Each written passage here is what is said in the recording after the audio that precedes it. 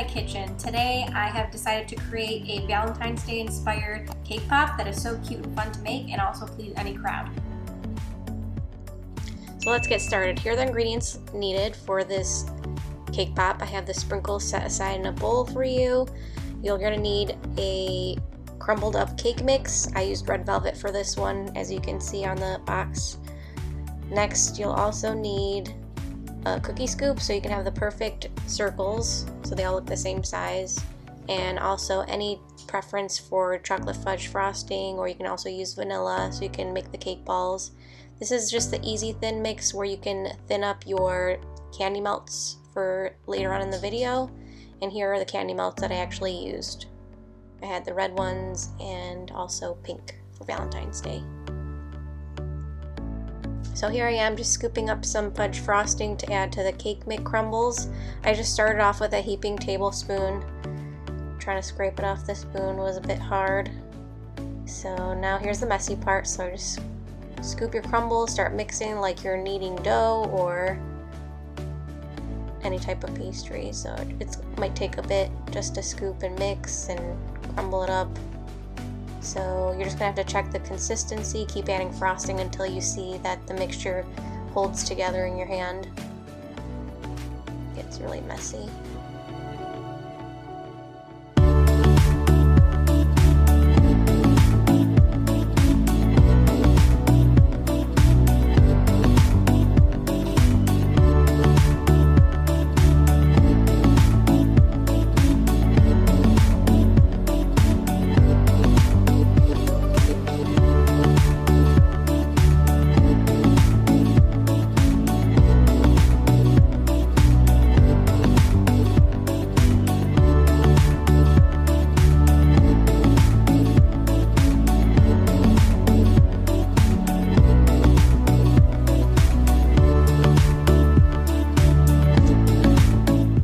So I'm consistently mixing. You're going to want to feel it out, form it into a ball. If it holds up, that means you have enough frosting to add, but looks like I didn't have enough, so I added a little bit more frosting.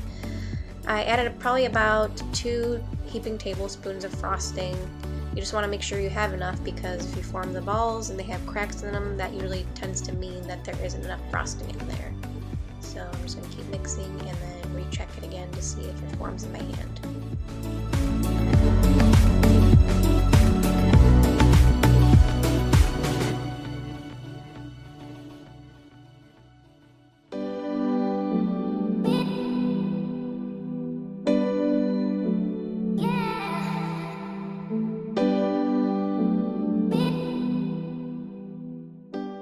So here I'm just about finished with the consistency that I'm happy with. I'm just doing a practice ball to see if it holds up for the cake ball that's needed. So I'm just going to keep rolling and see if there's any cracks in my ball, and looks like I'm pretty happy with it, so I'm going to get started.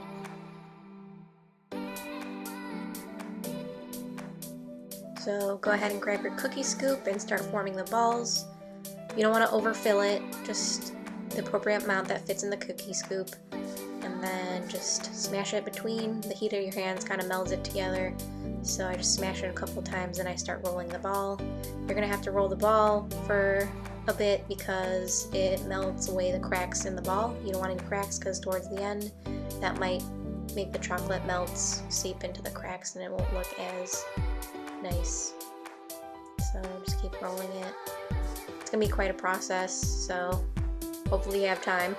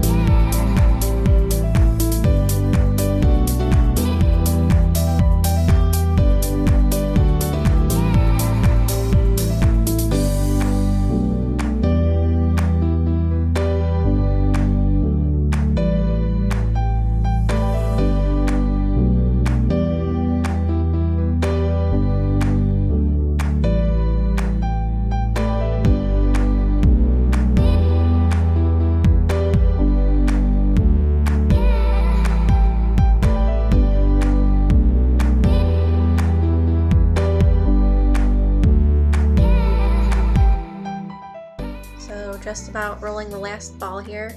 So after that's all finished, you're going to want to stick this tray into the freezer for about 15 minutes so the balls can harden so you can put in your sticks for the cake pops. So while the cake pops are sitting in the freezer, I start getting the candy melts ready. Here's my candy melt warmer that I got from Walmart, and then I put in a few flecks of the Easy Thin, which helps thin out the consistency of candy melts. You don't want it to be too thick or else you'll have problems coating your candy pop. So I'm just going to keep stirring and see the consistency that I want while the candy pops sit in the freezer. So I'm just going to keep stirring and checking it out. It takes a few seconds for the Easy Thin flecks to dissolve into the mixture. So you're going to kind of want the consistency to be similar to like a paint when you test it out. You don't want it being too thick. So I'm almost at about the right consistency here as I'm checking that out. Just keep adding a few flecks until I'm happy with it. I'd also like to mention not to have the candy melts too warm. There's 3 settings on the candy warmer, so if you put it to the second option, which is just to keep it warm, or you could turn it off for a bit, because if you dip the cake balls into the candy melts and it's too hot, it can dissolve the cake pop and it'll fall into your candy melt mixture, and that will be a problem. So here are the candy pop sticks. I just dip them into the candy melts, probably maybe ½ an inch of it in there. You want to remove the excess of the candy melts, and then just keep sticking the sticks in. Make sure they don't go all the way through. You don't want the end of the stick popping all the way through the end of the cake pop, so just halfway in. So after I put the sticks in the cake pop, I put it in the fridge for about 5 minutes. You want the candy melt to harden on top where the sticks are. Now after I got the cake pops out of the fridge, I just made a new batch of the pink candy melts. The red ones I used earlier for an older batch of cake pops, so I got rid of it. I made the pink candy melts to the desired consistency that I wanted, so I'm going to start dipping my cake pops. So you want to be very gentle with it. You just want to swirl it around in a circle. Don't be too aggressive with it. I have a little spatula in there that can help coat the tops of the cake pops for me. So I'm just swirling it around, helping with the spatula to get the tops of it. Like I said earlier, you don't want the candy melts to be too hot because it could disintegrate the cake pop. So now that that's all glossed up, I get it out of the warmer, and then you're going to want to just slightly tap on it. Don't be too aggressive with that either because your cake pop can fall off of the end. So just keep tapping. That might take a couple minutes for you to do. So you see all the excess falling off. If you don't get all that excess off, it'll just drip down your stick, so you don't want that. So it's alright if you do make mistakes. If the cake pop actually drips onto the stick, you can always use a toothpick just to scrape it off. I was just being impatient. I would wait till it hardens though.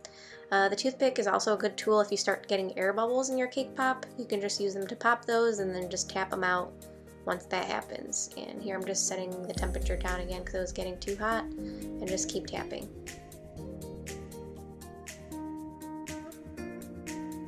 So after I get all the pink candy cake pops coated, I get my chocolate candy melts set up and ready to go, and I'm just starting to dip the last batch of cake pops with the chocolate coating.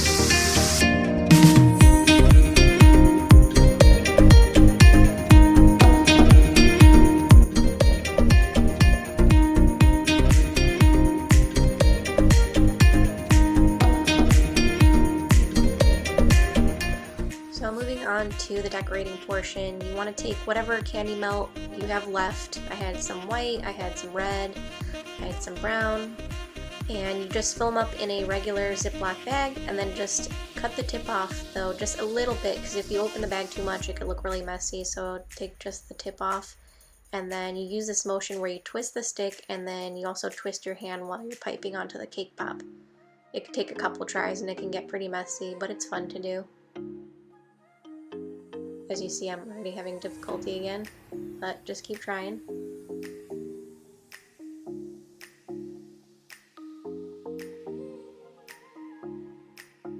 And as you can see, I already cut the tip off too much, so it was getting kind of messy, so I just took the other side of the tip and just snipped it and made it smaller, and then we'll try it again.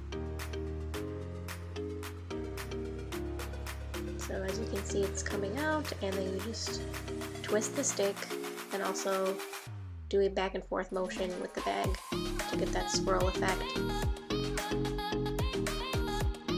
Moved on to the red one now, same thing. You can also decorate on top of the white that I already just did and swirl the stick and do the back and forth motion with the other hand while you're piping. You can use parchment paper or a placemat underneath so it saves you the cleanup.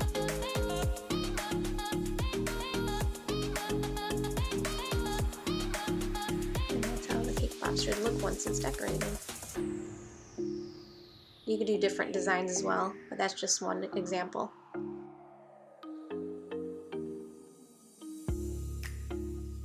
So now I've moved on from the pink cake pops to the chocolate ones. Here I just mixed a bowl of the pink candy melts to decorate. For this cake pop, I just decided to just dip the top of it into the candy melt, and then I quickly dipped it into the mini pearls, pink pearls, and I also had the other bowl of the sprinkles used earlier right next to it, so I can go back and forth between the two. And then I just decided to keep decorating with this pink and the brown. I thought they looked really good together.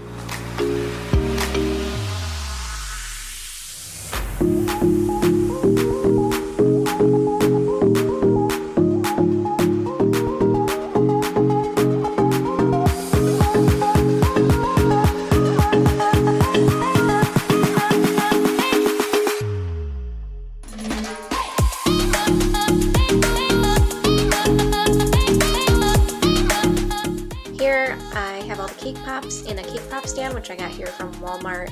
You can also use like a foam board with little punctures in it to place it. That I feel like is a little more stable than these. They're kind of wobbly on this stand, but that's all I had.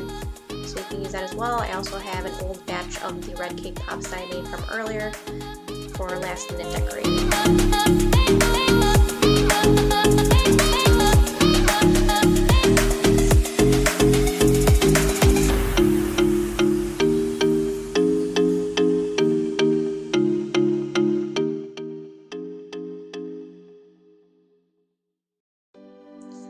Well guys, this is the finished product. These are our beautiful Valentine's Day cake pops. If you want to make these at home, please do leave a comment down below. And if you do like this video, please give it a big thumbs up. You can also subscribe, and to be notified of any future upcoming videos, hit that notification bell. Alright, till next time!